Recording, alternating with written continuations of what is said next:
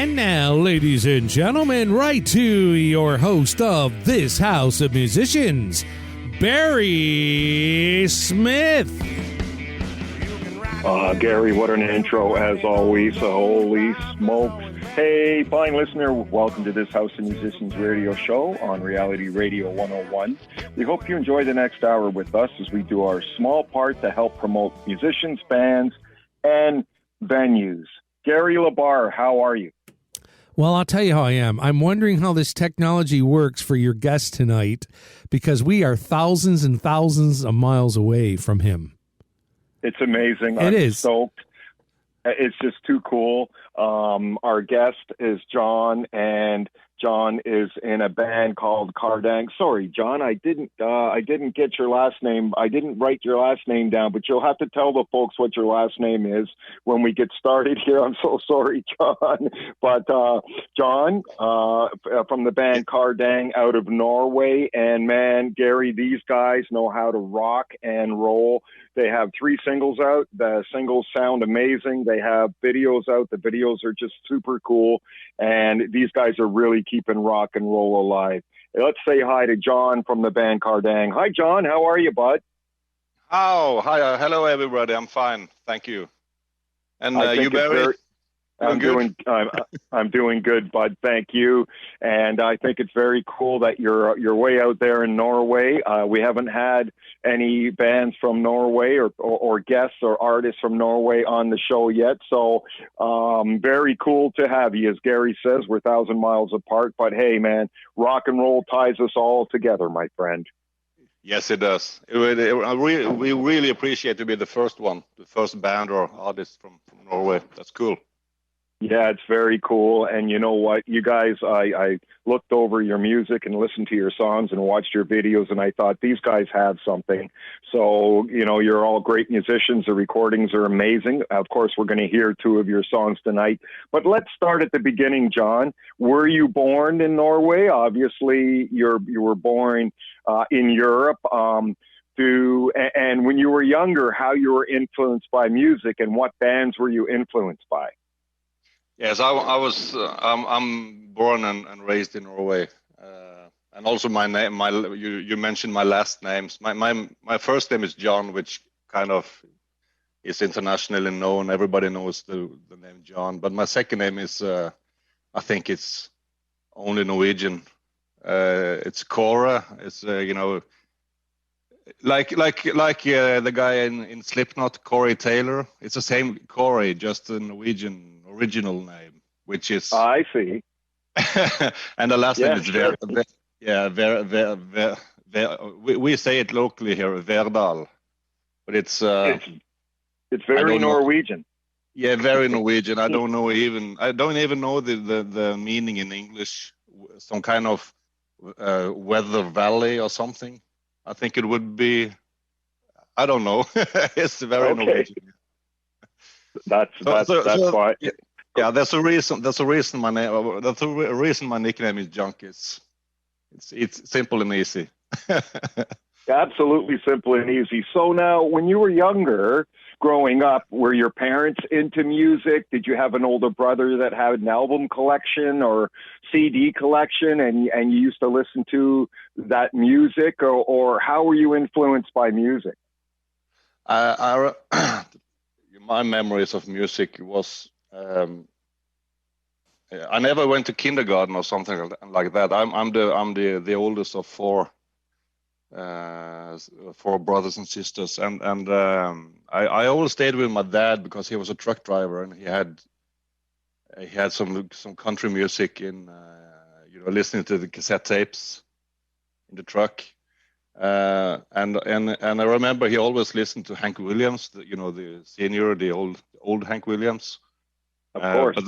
But then my mom, of course, she listened to Hank Williams Jr. So she was kind of more into rock. And also she listened to. I remember she listened a lot to the Beatles, of course, and Chuck Berry. And I think Chuck Berry was my doorstep into rock and roll. I still love Chuck Berry. He's the greatest guitarist of all time, if you ask me. And I also remember when I started going to, going to school, and all these older kids listening to Kiss and AC/DC, they were very cool. And also Iron Maiden. I remember that, looking at the cover of Number of the Beast and Purgatory and all those devilish, the cover artwork, and also AC/DC. I remember it was very cool and frightening at the same time, with titles with Highway to Hell and Hell's Bells. And also the raw guitar-driven rock and roll was, very, very appealing to me. And also Kiss with the makeup and the costumes, and also blood spitting and pyro effects and everything was just it was it for me. Yeah. Absolutely. And it's amazing that you mentioned Hank Williams Sr. and Hank Williams Jr. because I grew up on country music. My dad, I live with my dad and my mom, and they listened to Charlie Pride and Hank Williams and Waylon Jennings and all that stuff too. So of course it went from Hank Sr., like you say, to Hank Jr. And it's amazing that it's so worldwide, this music. Same with Kiss, same with AC/DC. It's absolutely worldwide music. Now, John, I know that you came as the last member in the band.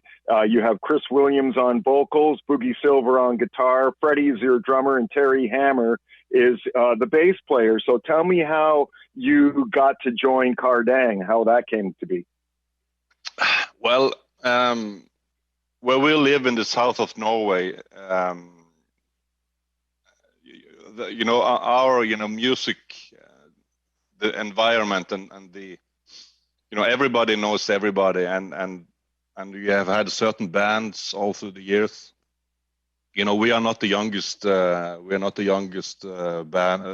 member. We're not the youngest musicians here anymore. No. But we've already always known about each other, and I have been in a couple of bands where none of the other members of Kardang ever was in one of my bands. But our day jobs, I have had I worked at the same place as Chris Williams on vocals. We worked together for I think almost 20 years. Wow! And I've known about him and known him, of course, and known his bands, and he knew about my bands. But we never spoke about joining the same band until now, so that's kind of cool. Since 2010, I think 2010 or 11, I have been in another band, more power metal band, and he knew about this band called Guardians of Time. And he has been in several metal bands as well, but I knew about them, and he knew about my bands. But when this band of mine we dissolved, it was we just agreed to what's it called in English, to just quit, to disband. Disband, yeah. And I heard some rumors that the guys had started a band, and I, of course, Henning, the guitar player, I knew Henning from before, and I knew about his bands, and I knew he was, a decent rocker. He wrote good riffs, good guitar player, had the right attitude, and so on. And I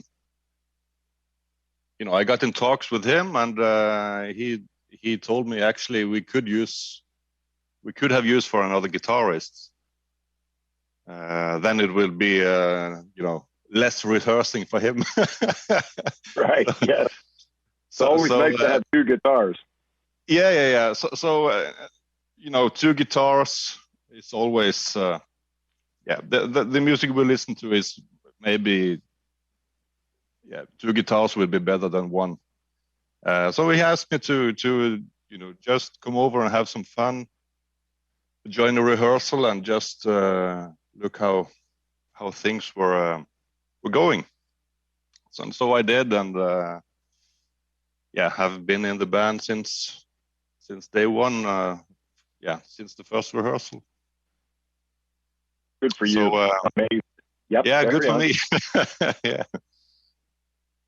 Yeah, no, just the fact you guys have a great sound, that's for sure.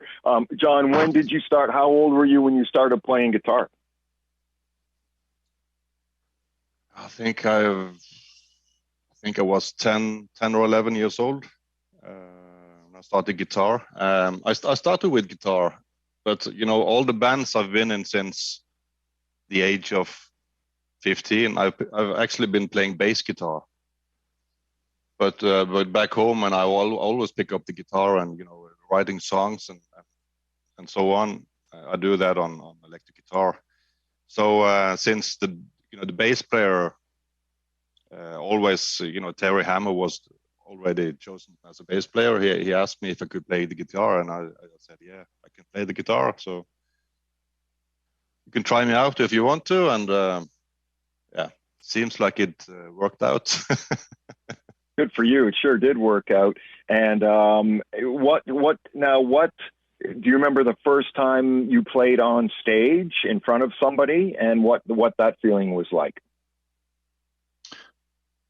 I'm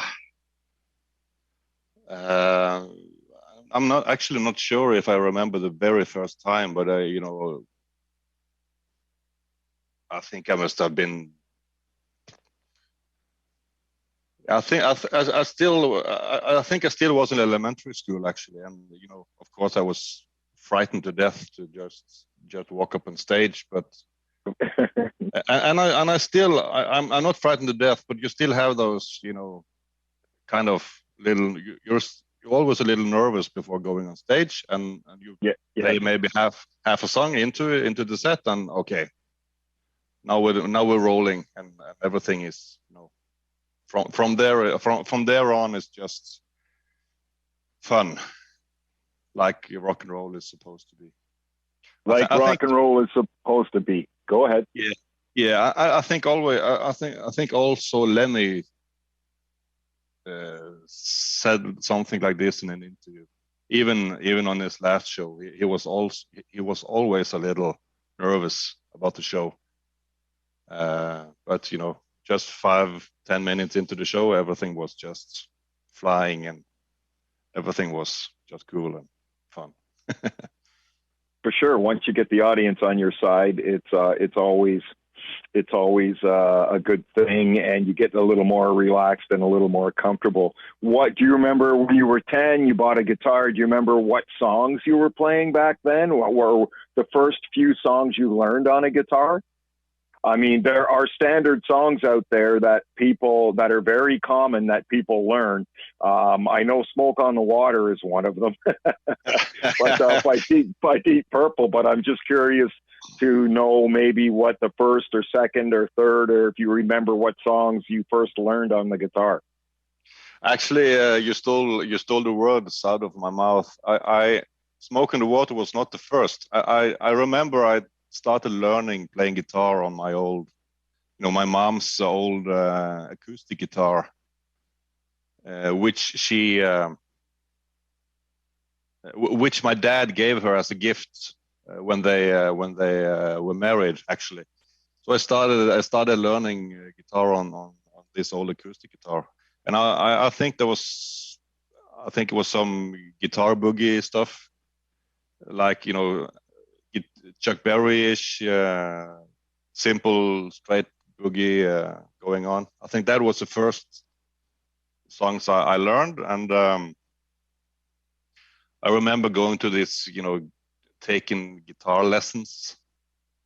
I don't think I learned more than 3 or 4 chords, because the old woman that was the teacher, she didn't know any more chords herself, so how could she learn? I love that. Yeah, I love it. And then I remember I received an old LP, an old vinyl record of Made in Japan, the Purple live album. Yep. And then I learned Smoke on the Water. Of course, yes, man, Yes. We have so many artists, guitar players that have been on the show that say, I took lessons, but they taught me how to play Silent Night and Jingle Bells on the guitar, Yes. and then I was gone after that because they weren't teaching much more than that. And I don't know about nowadays, but I think most of the guests we've had are older musicians, I believe. I mean, no, we've had a lot of young ones too, but I'm saying, and that's mostly the same response I get from a lot of musicians is I did guitar lessons and then I left, after the third lesson or something. Yeah, but I don't know about today. If you're going to learn guitar, how it is, how you do this today, because now you have YouTube and you have, all the possibilities in the world to learn guitar. And I also think if you, like we did, if you sign up for guitar lessons, okay. I remember this woman. She died many years ago, and she wasn't the best guitar player herself, but she taught us the basics. The simple A, E, D, and G chords. And I remember the older guys telling me, "Oh, what are you taking lessons for? This is not rock and roll."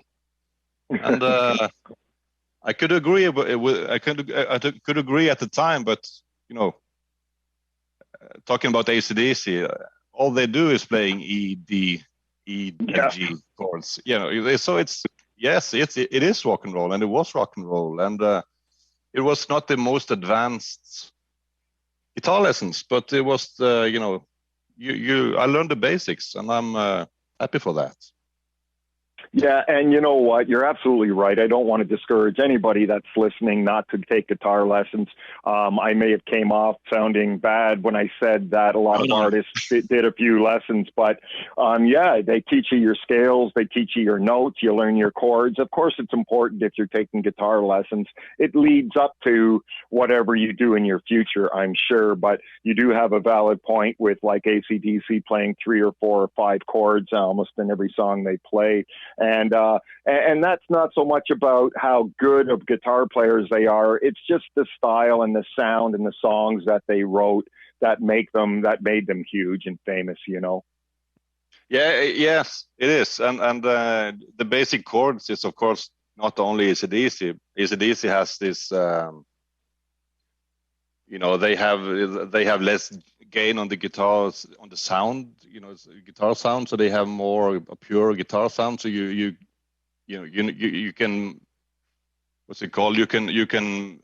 It's easier to hear that they are playing the basic chords, even if many bands are doing this, because even if they have more heavy guitar sounds, it's still the basic chords. So simplicity in music is so important. An old guy told me one time that I never forgot. He said it's the notes that you don't play that are that make you a good guitar player. It's the notes that you don't play. And simple has always been, I think, successful in probably more than music, sports, and all kinds of activities. I think simplicity is more successful than trying to be too complicated. Let's go back and talk about how, John, you said you don't know how the kids or what the kids would learn today. I doubt that they're learning guitar playing Smoke on the Water because, like you say, of YouTube. Now we have 9-year-old kids playing like Yngwie, playing guitar like Eddie Van Halen and Yngwie, and these guys, 10 years old, because they can pick it up from YouTube so easily. Whereas when we learned guitar, we had to, lift up the needle on the album or slow the album down to get the note or whatever back in the day, the vinyl album. So I doubt a lot of the younger generation are learning They are listening to Deep Purple, I believe that, the rock and rollers, but they're probably learning more like Ingwe stuff and Joe Bonamassa and guys like that. This is what I believe. Yeah, I think so too. And rewinding cassette tapes is not, that was our childhood. But as you say, YouTube, you can learn anything from YouTube if you just sit down and focus about it. And I think it's not the possibilities. The kids today have every possibility in the world to be a good guitar player, but there are so many other things. Video games, of course, and YouTube as social media and everything. And the learning in school is also, has also advanced since our days. So I think it's more not the possibilities of learning the guitar, but more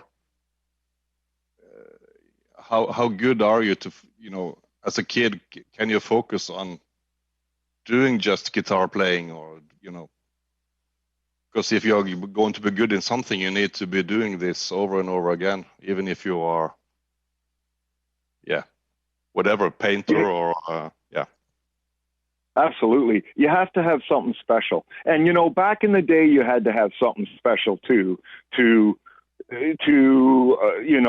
be successful in music. You still had to have something special even back in the day. But nowadays, you look at YouTube, every day on Facebook, there's a new kid in an ad or something. You could Google 10 brand new ones every day that are playing guitar like an experienced 60-year-old that's been playing for 50 years, and they're only 10, 12, 14, 16 years old, and every day. So tons of competition now compared to the way it was, say, 30, 40 years ago, 25 years ago. Tons of competition now. You have to have something super special, not just be able to play like Ingwe or Joe or some of these guys, Hendrix. You would have to have something awfully special to be successful. That could be songwriting along with your guitar playing or singing, but there's just so many people now that are so good at playing guitar. I can't even come close to competing. It's just because, and when of course now I'm almost 60, 57, so it's a lot easier to learn when you're 10 years old how to pick up a guitar and remember what you did 15 minutes before. It's a lot easier for them, but there sure are a lot of good players out there, that's for sure. Yeah, that's no question about it. But as you say, it's not only how good technically, how technical good you are, or how, it's more maybe the sound of your music, the how tight you are as a band. How does your vocalist sound? How does it's you have to have something, because you can be as fast on guitar you want to, but if your band is sounding like shit or whatever, it's it doesn't help. You have to have a complete package. Agreed. Yeah. So you definitely have to have a complete package, and you guys, Kardang, you guys have a complete package. So I want the listener to hear what I'm talking about right now, folks. Let's play your song, We Ain't Dead Yet, John, and we'll come back and talk about the song. Folks, I have John from Kardang on the show from Norway, which is just too cool for me to be talking to John from Norway. And we're going to play Kardang's song, We Ain't Dead Yet, right here on this House of Musicians radio show on Reality Radio 101.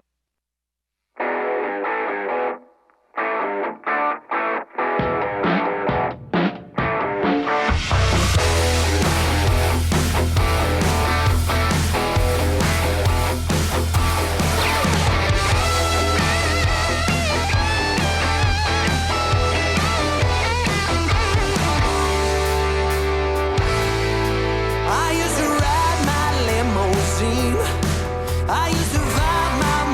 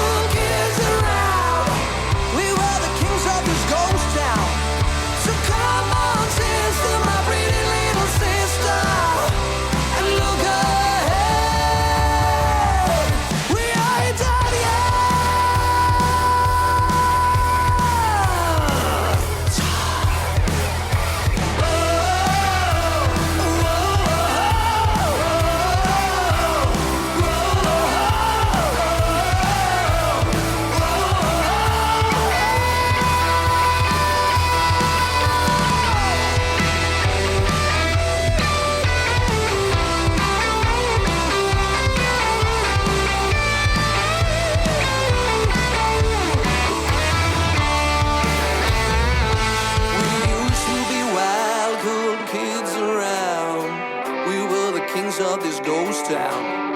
So come on, sister, my pretty little sister, and look ahead. We used to be wild, good kids around. We were the kings of this ghost town. So come on, sister, my pretty little sister, and look ahead. We used to be wild, good kids around. We were the kings of this ghost town. So come on, sister, my pretty little sister, and look ahead. We ain't done yet. We ain't done yet. We ain't done yet.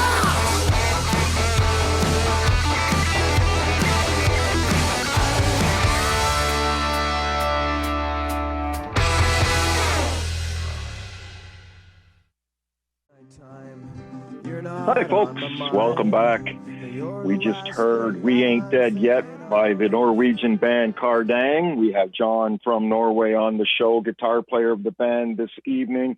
John, I know we're not getting any younger, as you say. We're older musicians, and I've got a funny feeling that's where this song came from, but I want to get it right from the horse's mouth. Tell me about this song. And by the way, really tight, great vocals, great guitar playing, great bass playing, just an all-around solid commercial song. Good for you. It sounds great, but just tell us where this song came from. You know, this song was before I joined the band. I just, Henning, the other guitar player who wrote this, he sent it to me, and I just went, what the fuck is this? This is just perfect. Where you have some maybe like AC/DC or Airborne style into this, and you have some maybe Bryan Adams, Chris Williams' voice is maybe like, kind of Bryan Adams ish. And it's just a very catchy chorus and everything. And the lyrics, We Ain't Dead Yet is just, it's kind of, it's a kind of a rock anthem, because, rock is not dead. And if you listen to the lyrics, one of the sentences is, we were the kings of this ghost town. And, the towns where we live, it's kind of small, but what we remember when we were 20, 25 years old was, the streets were just crawling with people and everybody was out partying and having fun.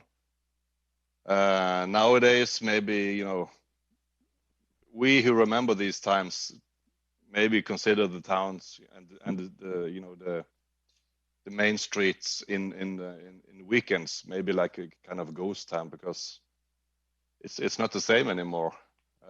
Especially since the last 2 years, when we have had this COVID-19 pandemic going on. So it's just a kind of anthem to the old days when everybody was out partying and filling up the streets, compared to now where everybody is just staying at home and chatting on Facebook or whatever. So absolutely. Go ahead.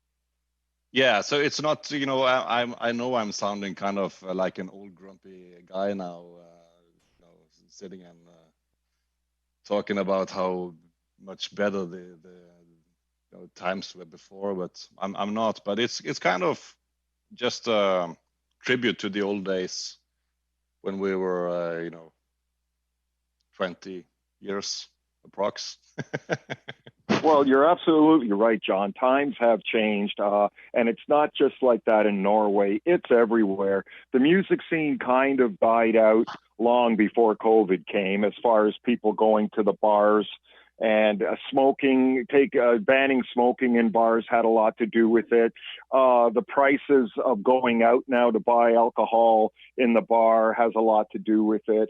It's just so expensive now. You can't even go to a bar without a few $100s and have a good time.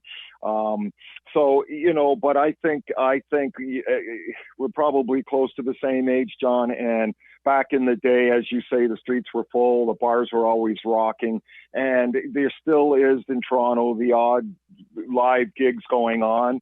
And I know I have lots of musician friends that still play live, but it's a tough go now, and it's certainly not like it was, let's say, even 30 years ago. It's definitely not the same anymore. No, it's not, and of course we know this, and you just have to try to adapt, and even when you're talking about music business and talking about a record deal, is at any point anymore you could release it yourself and do all the promo work yourself, but it's everything is changing. What's the point with releasing an album anymore? Should you release 10 or 11 singles instead, or 2 EPs or whatever? Because young people don't listen to it. They don't know what an album is anymore. They listen maybe half through a song and then switch to another one.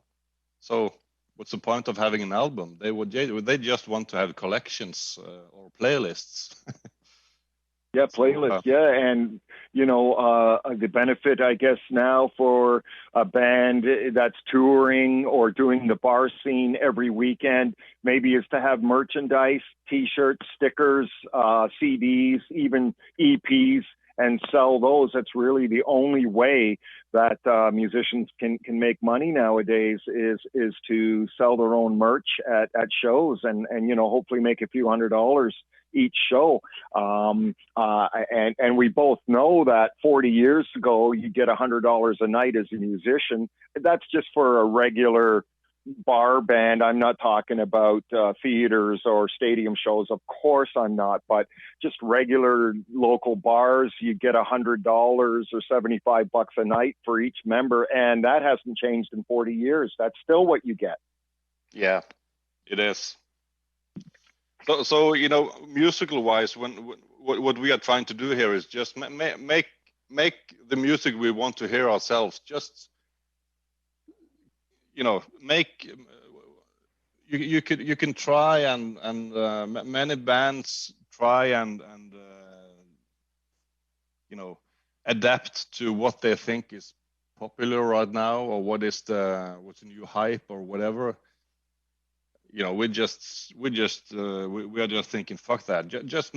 We are making the music we like ourselves and having fun, and let's see how far that takes us. And I think a lot. I remember. When for instance,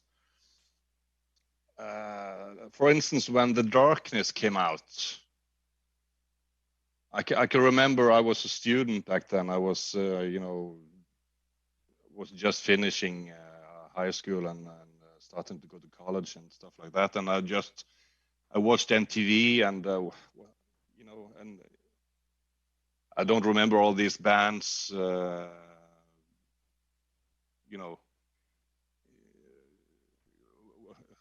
was airplaying back then. But I just remember one night when I saw this, The Darkness video, Get Your Hands Off My Woman, I think it's called, yeah. and you see this guy with long hair, guitar, cat suit, everything. Just what is this? This is this. I like this. This is like it should be. Yep. And The Darkness I still love. What a great band, and real classic rock. I had also the same feeling when Airborne came out.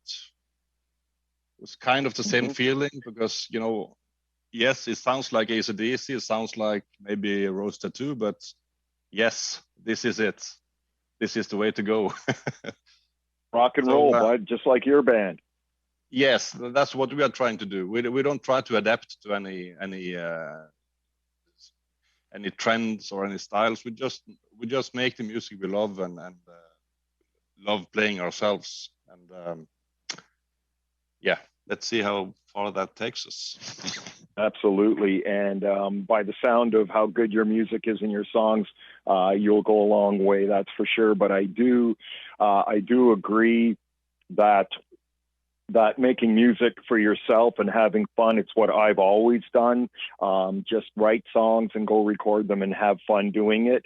I could never make any money at music because if I was doing live bar gigs, I would always owe the bar money at the end from partying all weekend. So Yeah. so I always, help pay the bar, help give money to the bar at the end of every show. But that was still fun. That was a fun time, partying and having a good time. Those were the days. Those were the good old days when you could almost go into any bar if you had a half decent band and play the bar scene. So those were the good old days. That's for sure.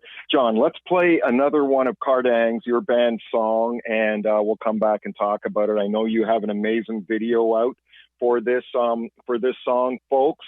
I want you to go online and type in Kardang. They have a Facebook page. You can find them on YouTube. The band is called Kardang, and check out their videos. Very professionally done. Great written songs, great vocals, great band members, great musicians. Check these guys out. And right now I'm going to let you check out another one of their songs called Magic, right here on this House of Musicians radio show on Reality Radio 101.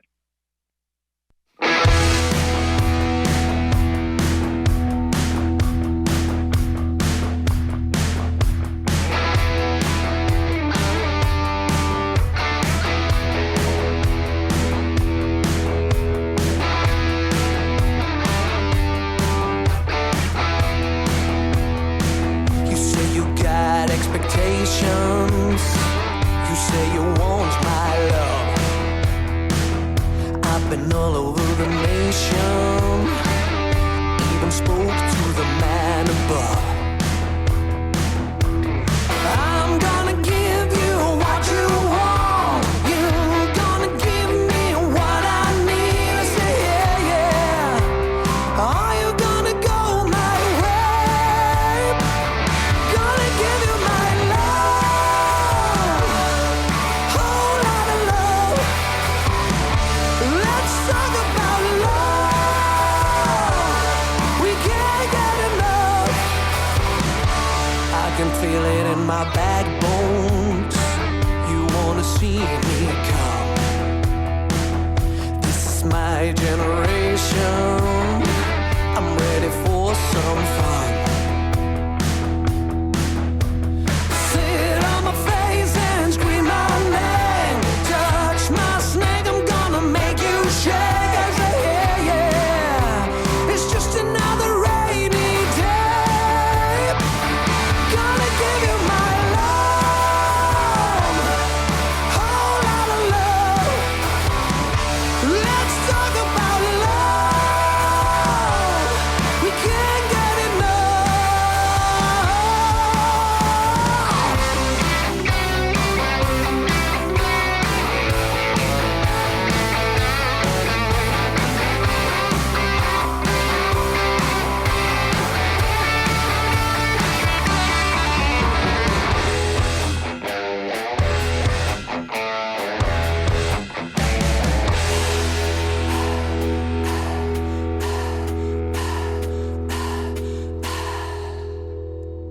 Gonna give you my love, whole lot of love. Let's talk about love. We can't get enough. Gonna give you my love, whole lot of love. Let's talk about love. We can't get enough.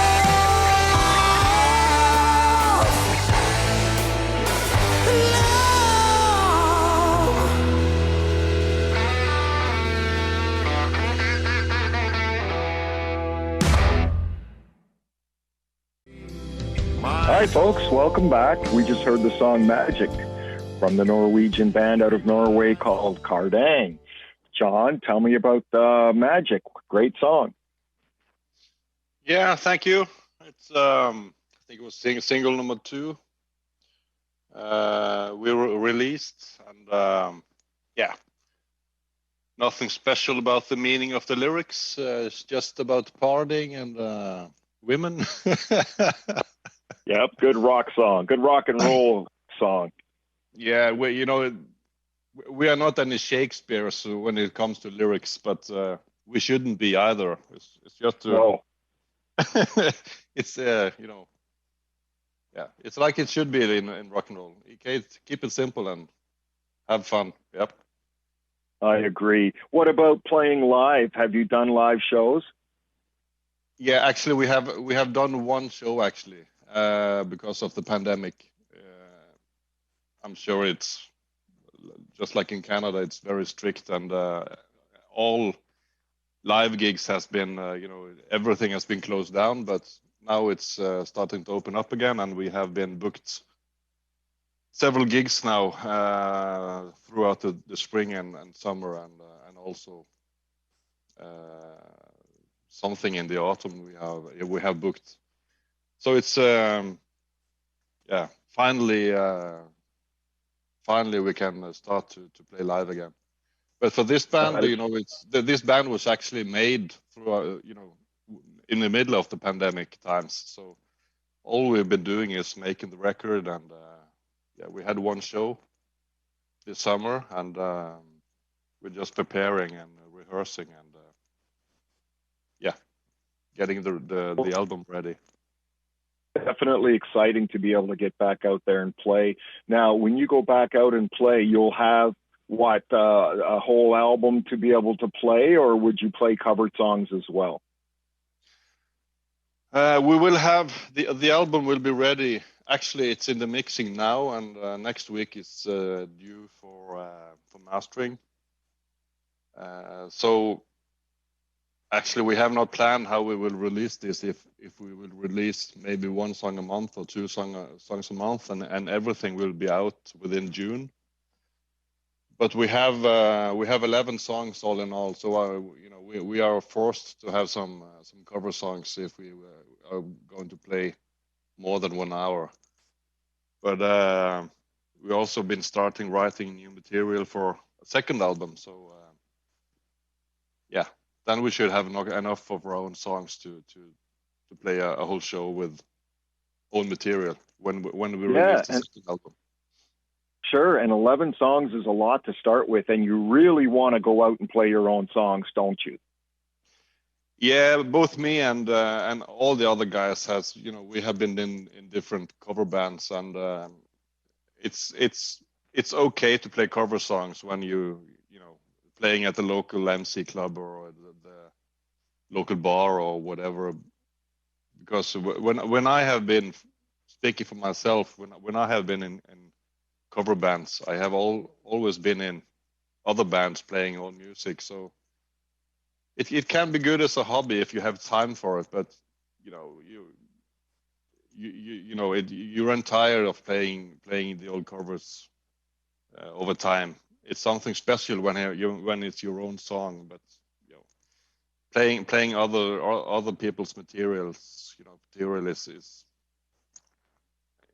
it's not as fun as playing your own material, of course. So agreed, and I think that Gary and I both agree that if you're going to go somewhere, you have to play original music. You really do. Yeah, you can.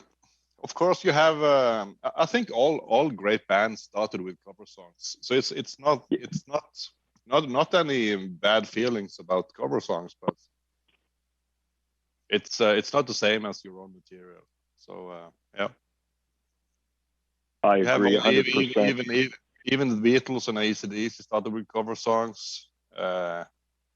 Also, Steel Panther, which is Steel Panther is one of my newest bands, favorite bands. I love them, and they started playing. I think they only had covers in the beginning when they were called Metal School or something like that. So many bands started with cover songs and develop into playing their own music, and it's something else. John, what kind of guitar do you play, man? What's your favorite guitar? And let's add amplifier to that. What do you like to play? I'm old school. So I have live. I play 2 guitars. I have Gibson SG 61 reissue, same same as Angus Young plays. Yeah, awesome. No coincidence. And I have Gibson ES 335, and I also have a Gretsch Malcolm Young signature backup guitar. So Beautiful. and also a JMP Marshall 100 watts amplifier. Beautiful. It's no high tech.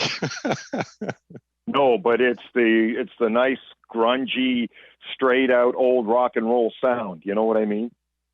Yes, it is, and that's the it's what we are. It's like what most guitar players have heard about Gibson, and it just works. It just works, and it's a sound. The sound of an SG or a Les Paul going through a Marshall. That's rock and roll. And why change that? Of course, you could maybe play Ibanez or ESP or whatever, but I like Gibsons. I'm old school, and I always played Gibsons, and it's what works for me. Yeah, and you're not going to go wrong playing a Gibson through a Marshall amp, that's for sure.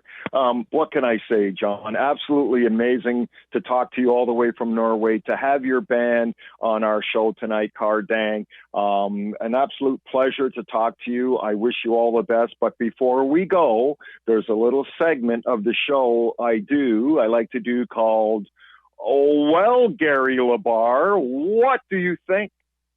Well, what do I think? First of all, I want to comment on John's JMP, because my main amp that I go to is 44 years old now.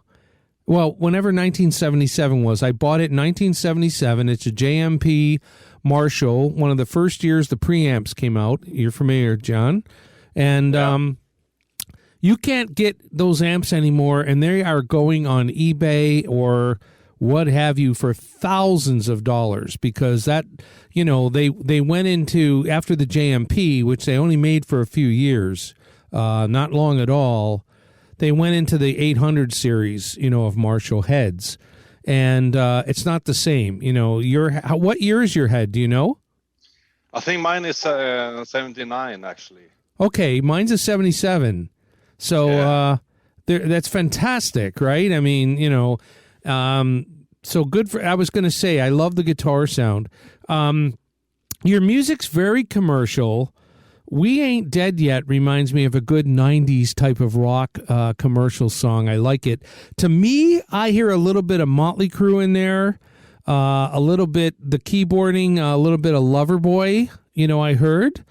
Yep, Magic sounds really, really good as well. I love the sound. I wish you guys the best. As Barry said, that everyone around the world is trying to open up now and get gigs, and it's tough, and I hope you guys can continue to write, record, and get out there and play. Looking forward someday maybe to see you here in Canada. Yeah, we would really love to go to Canada, of course, and play some shows, of course, and we just can't wait to release the rest of the album, because we think it's as good as those 2 singles we just heard on the radio, and it's kind of what we like, a mix of everything, what we grew up with. And you mentioned Motley Crue. I've heard that reference before. Yes. So of course Motley Crue is one of our favorite bands as well. So yeah, it's a mix of what we grew up with: 70s, 80s, maybe 90s rock. Yeah, for sure. So yeah. And Awesome. Well, yeah, go ahead, Bear. Gary. No, and I was just going to say No. really quick, I do like some of the background keyboards. I think I'm hearing keyboards, a little bit of Loverboy padding going on, with some pads, and it sounds really cool. Yeah, it's I actually don't think it's keyboards. I think it's a guitar with. I think it's some chorus or something. Yeah, it's nice sound, whatever it is. Yeah, I couldn't tell, but it's nice parts in the background. It's we spent some time in the studio with the same engineer. These two first singles were recorded. I think it was spring last year, or late winter, and we went into the studio again in autumn, so late September, with the same studio, with the same engineer, and he's very talented and very great to work with. Down to earth guy, very detail oriented, and he knows when a song is sounding like it should. All the arrangements, how tight it should be. Of course, it needs to be tight and everything before you can turn it up and have the groove going. So we are very very happy to work with him. Excellent. John, what can I say? Absolute pleasure again to have you and your band Kardang on the show this evening. We wish only the best for you and the best success for you and your band, and we'll keep following your progress. We'll stay in touch, my friend, and we'll have you on the show in a couple of years, and we can talk about a bunch of shows and new songs that you guys have written. Thank you so much for being here tonight. Yeah, thank you for having us, or having me. It's the middle of the night here now. It's we're about 2:00 in the morning. so I'm the only one who was available for the interview. But we really appreciate having us on the show, playing our music. Would really love to come over to Canada and play some shows when the time is right. And hope you and the Canadian people would listen to and love our music, and follow us on Spotify or whatever and online, and someday we'll come over and have some live shows for you guys. And when you do, John, please let me know, because my wife and I are avid concert goers, and we'll certainly come out and see you guys play. That would be just awesome. So again, we appreciate you being here, and we will stay in touch and get you back on the show in the future. That's really good. We'd love to. Yes. Thank you, John. And to the listener, I say thank you for being here. Always dance and sing, and let the music bring your soul to the surface for all the world to see. Until next time, have a shuffle your feet kind of week, and good night. You've been listening to This House of Musicians on Reality Radio 101.